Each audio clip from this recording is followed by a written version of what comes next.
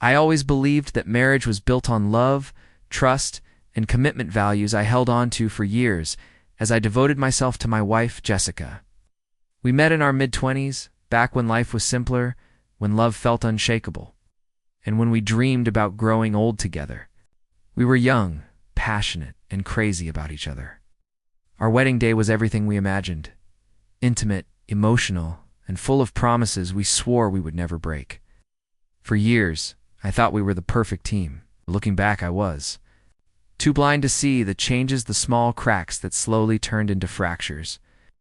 Life happened, work stress, financial struggles, and the comfortable monotony of marriage settled in. We both gained a few pounds, indulging in late-night dinners and Netflix marathons, not realizing we were losing more than just our youthful figures. We were losing the spark.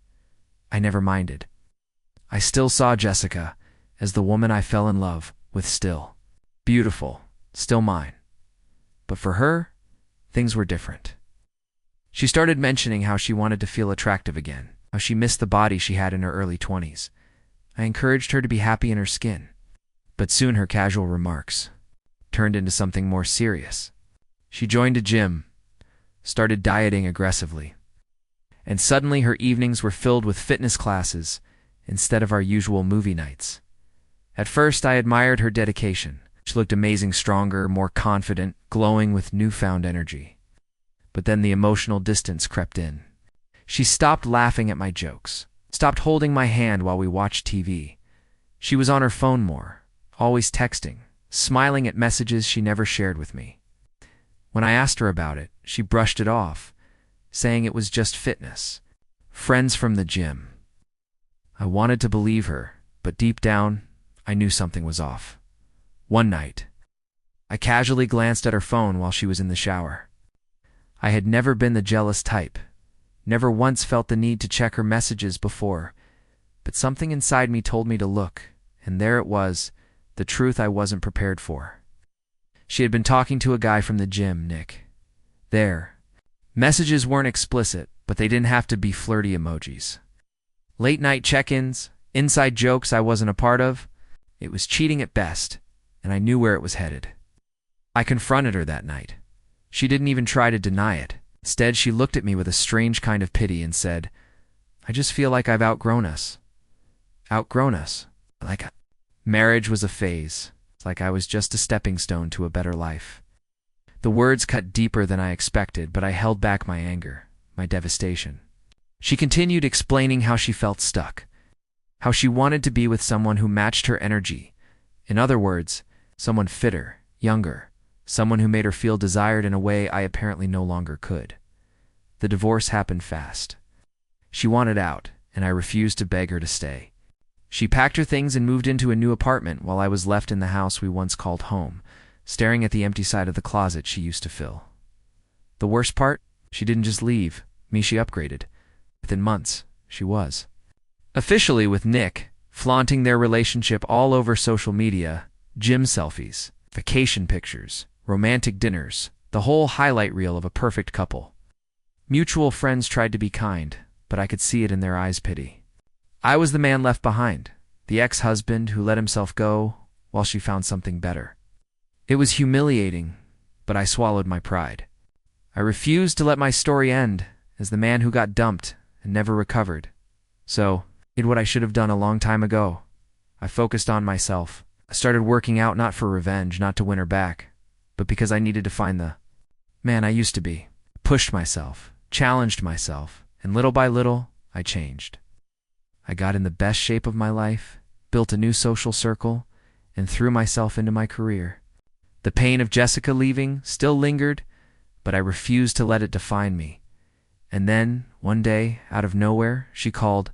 At first I thought it was a mistake. Maybe she dialed me accidentally. But when I picked up, her voice was hesitant, almost nervous. "Hey, ... how have you been?" I could have laughed. How had I been? Where was this concern when she walked out of my life? But I played it cool. "I'm good. Busy. What's up?" There was a long pause, and then she sighed. I miss talking to you." There it was, the first crack in the perfect life she thought she had built. I didn't ask questions, didn't pry, but I knew. The honeymoon phase with Nick had faded. Maybe he wasn't as great as she thought.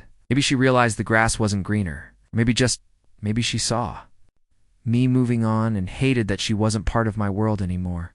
Over the next few weeks, she texted more often. Harmless messages, at first memes, random memories, nostalgic little breadcrumbs. Then she started opening up. I think I made a mistake. I miss us. I miss you. And finally, the words that should have made me feel victorious, but instead just made me shake my head. Can we meet? I just want to talk. I agreed, not because I wanted her back, but because I wanted to see her face when she realized what she lost. We met at a coffee shop, and for the first time in a long time, I was the one with the upper hand. She looked good, but not as confident as before. She played with her cup, avoiding my gaze, her fingers tapping nervously against the table. I'm sorry, she finally said, for everything. I nodded, letting her continue. I thought leaving was the right choice. I thought I needed something new. Someone new, but she trailed off, shaking her head. Wasn't what I expected. There it was, the realization that she had traded loyalty for temporary excitement. That she had left stability for a thrill that faded too soon. And now she was looking at me, the man she discarded, hoping for a second chance. I miss you, Matt, she whispered. I miss us. Do you think we could ever, try again? I leaned back, studying her, the desperation in her eyes, the regret in her voice. She really thought she could come back, as if I had just been sitting around waiting for her to change her mind. But I wasn't the same man anymore. I had grown, I had moved on, and I wasn't about to become someone's backup plan. I smiled. Jessica, I appreciate the apology, but no, we can't try again. Her face fell. Why not? I leaned forward, looking her in the eye. Because I don't settle for people who only want me when it's convenient. She didn't argue. She didn't beg. She just sat there, realization washing over her. Lost me.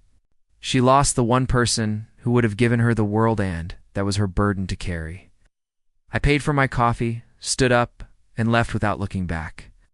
As I walked away, I felt nothing but relief. Sometimes the best revenge isn't anger, it's showing them that you never needed them to begin with. And for the first time in years, I felt completely free.